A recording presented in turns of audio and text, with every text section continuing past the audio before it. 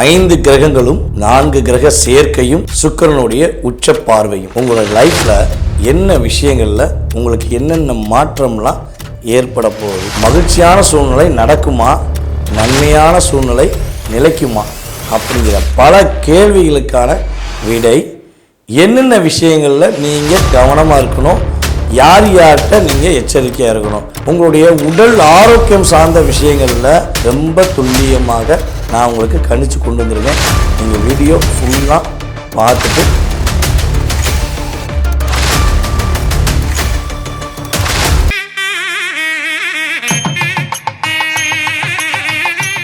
கடவுள் அருள் டிவி நேயர்கள் அனைவருக்கும் எனது இனிய வணக்கம். நான் உங்கள் வாழ்க நலமுடன் ஜோதிடர் டிஜே சுந்தரபாண்டி. நேயர்களே, தற்போது நம்ம என்ன பார்க்க போகிறோம் அப்படின்னா, கிட்டத்தட்ட நம்மளுடைய கும்ப ராசியில் காலச்சக்கரத்துக்கு 11ஆம் வீடான கும்ப ராசியில் 4 கிரக சேர்க்கைகள், ராகு பகவான், சூரிய பகவான், புதன் பகவான், செவ்வாய் பகவான், இந்த 4 கிரகங்களும் மற்றும் நம்மளுடைய காலச்சக்கரத்துக்கு 2ஆம் வீடான சுக்கிரன், 7ஆம் வீடான சுக்கிரனுடைய உச்சநிலை வீடான மீன ராசியில் சுக்கிரன் உச்சம் அடைந்து தற்போது செயல்படும் இந்த காலகட்டத்தில் 12 ராசினியர்களுக்கும் என்னென்ன மாற்றங்கள் ஏற்பட போகுது, உங்களுடைய வாழ்க்கையில் உங்களுடைய ராசிக்கான வாழ்க்கை எதிர்காலம் இந்த காலகட்டங்களில் எப்படி இருக்க போகுது, இந்த கிரக அமைப்புகள் என்னென்ன விஷயங்களில் உங்களை கவனம் என்ற சொல்ல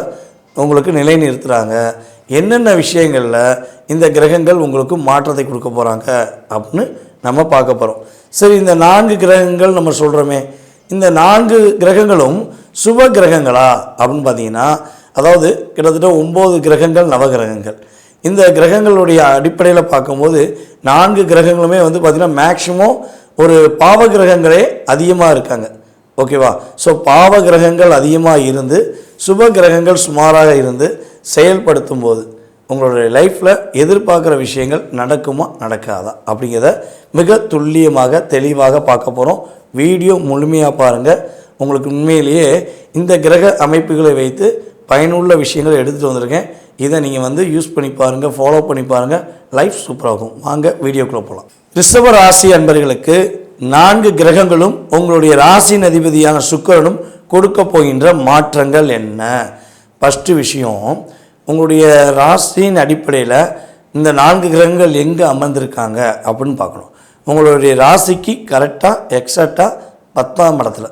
அப்போ 10ஆம் இடம் அப்படிங்கிறது வந்து பார்த்திங்கன்னா என்ன விஷயங்களை குறிக்கும்னா, உங்களுடைய தொழிற்ஸ்தானத்தை குறிக்கும், உங்களுடைய ப்ரொமோஷனை குறிக்கும், உங்களுடைய பதவி உயர்வை குறிக்கும், உங்களுக்கான அங்கீகாரத்தை குறிக்கும். அப்போ இந்த 4 விஷயங்களில் நீங்கள் என்ன விஷயங்களில் மகிழ்ச்சியாக சிறப்பாக இருக்க போகிறீங்க அப்படின்னு பார்க்க போகிறோம்.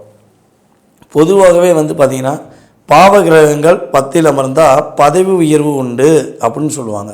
ஸோ அப்போ நம்ம ஜோதிட அடிப்படை விதி கண்டிப்பாக என்ன ஆகும், இங்கே ஒர்க் ஆகும். விதி விலக்கு அப்படின்னு 2 விஷயம் இருக்குது. ஓகேவா? ஸோ அப்போ விதிப்படி பார்க்கும்பொழுது நம்முடைய ரிஷபராசி அன்பர்களுக்கு பதவி உயர்வு கிடைக்க போகுது.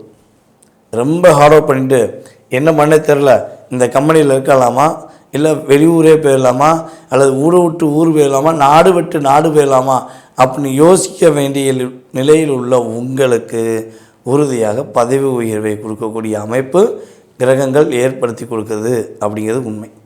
ஸோ அதே போல் இந்த கணவன் மனைவி ஒற்றுமை, எப்பா சாமி நான் கல்யாணம் முடித்தது எவ்வளோ பெரிய தவறு தெரியுமா, இந்த மனுஷன் என்னை புரிஞ்சிக்கிறவே மாட்டேங்கிறாரு, நானும் அவர்கிட்ட எவ்வளவோ எக்ஸ்பிளைன் பண்ணி பார்த்துட்டேன், நான் உங்களுக்காக தான் வாழ்கிறேன், உங்கள் கூட தான் வாழ்கிறேன், நீங்கள் மட்டும்தான் என் உலகம்னு ரிஷபராசி பெண்கள் சொல்லி சொல்லி சொல்லி சொல்லி தன்னுடைய எனர்ஜி ஆஃப் பவரே நீங்கள் கிட்டத்தட்ட ஒரு 60% 70% ரிஷபராசிக்காரங்க டோட்டல் எனர்ஜியும் இழந்திருப்பீங்க.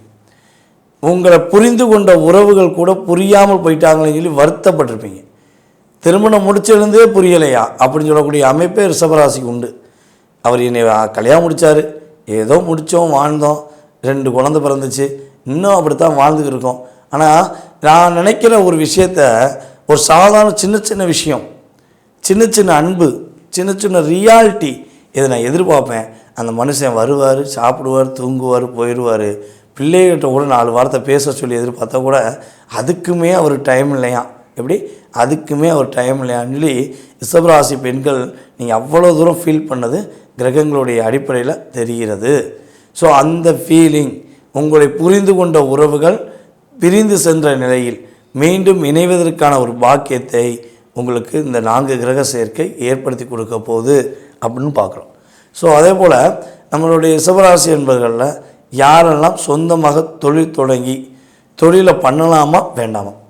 இதை தொழில் பண்ணனால நம்மளால் ஸ்டாண்டர்டாக நிற்க முடியலையே. அதாவது எவ்வளோதோ ஆர்டர் பண்ணுறோம், எவ்வளோ எஃபெக்ட் போடுறீங்க, உங்களுடைய எஃபெக்ட்டுக்கு தக்கன இன்னொருத்தவங்க ஃபாலோ பண்ணுவாங்களான்னா தெரியல. ஏன்னா உழைப்பின் சிகரம் ஒரு என்ன சொல்லணும், எவ்வளோ வெயிட் வச்சாலும் இங்கேருந்து அங்கே கொண்டு போய் கொடுக்குறது நான் பெரிய ஆளியா அசால்ட்டாக கொண்டு போயிடுவாங்க. அப்போ இவங்ககிட்ட ஒரே ஒரு வார்த்தை, உங்கள்கிட்ட ஒரே ஒரு வார்த்தை மட்டும் சொன்னால் மட்டும் போதும், நான் ஒன்றை நம்புகிறேன், நான் ஒன்றை மட்டும் நேசிக்கிறேன், நீ தான் என் உலகம், இந்த 3ஐயும் சொல்லி தான் உங்களை எல்லாருமே அதிகமான ஏமாற்றக்கூடிய சூழ்நிலை கண்டிப்பாக வந்துடும். ஸோ அவங்க ஏமாத்துறாங்களா இல்லை நீ ஏமாறுறீங்களா? இப்படி பார்த்தோம்னா நீங்கள் நம்பிக்கை வச்சு ஏமாறுறீங்க. புரியுதா உங்களுக்கு?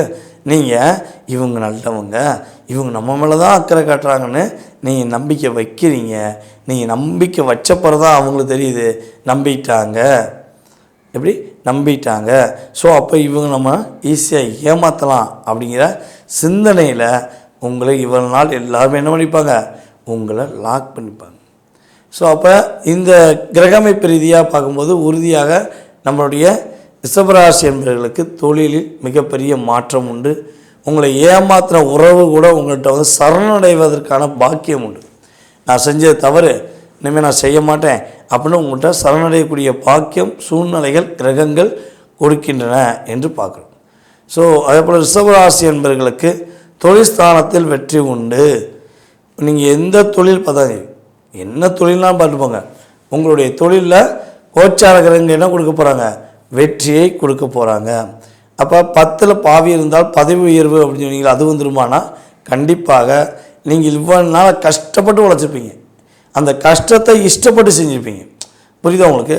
அதாவது ஒரு வேலையை செய்யும் போது இஷ்டப்பட்டு வேலை பார்க்குறது, கஷ்டப்பட்டு வேலை பார்க்குறதுன்னு இருக்குது. ஆனால் ரிஷபராசிக்காரங்க ரெண்டையும் சேர்ந்து தான் செய்வீங்க.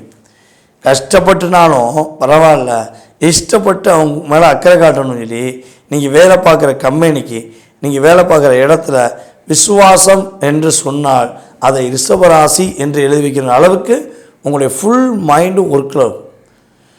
உங்களுடைய திறமை அந்தளவுக்கு கிரகங்கள் மூலமாக மற்றவர்களுக்கு கிடைக்குது.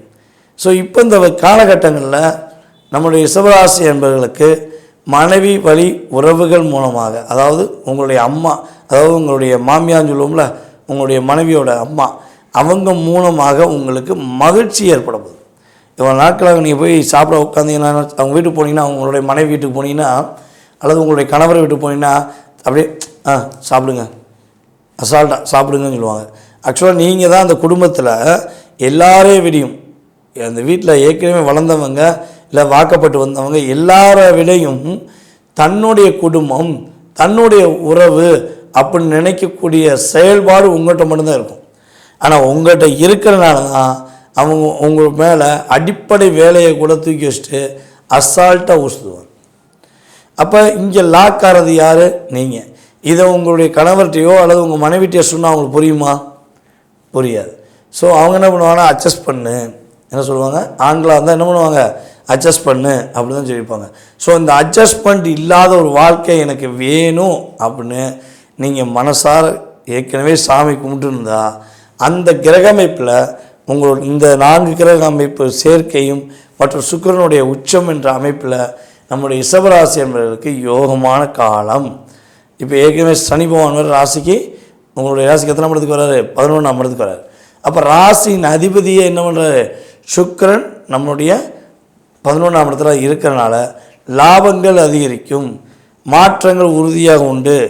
ஒன்றால் முடியாது தம்பி என்று எவனா சொன்னானா, உங்களுடைய ஃப்ரெண்ட்ஸில், உங்கள் ஃபேமிலியில் யார் உங்களை பற்றி உங்களால் முடியாதுன்னு சொன்னாங்களோ அவங்களுக்கு முன்னாடி உங்களுடைய ஸ்டைல், உங்களுடைய வேகம், உங்களுடைய விவேகம் எல்லாமே செயல்படுத்தக்கூடிய அற்புதமான தருணம் தான் இந்த தருணம்.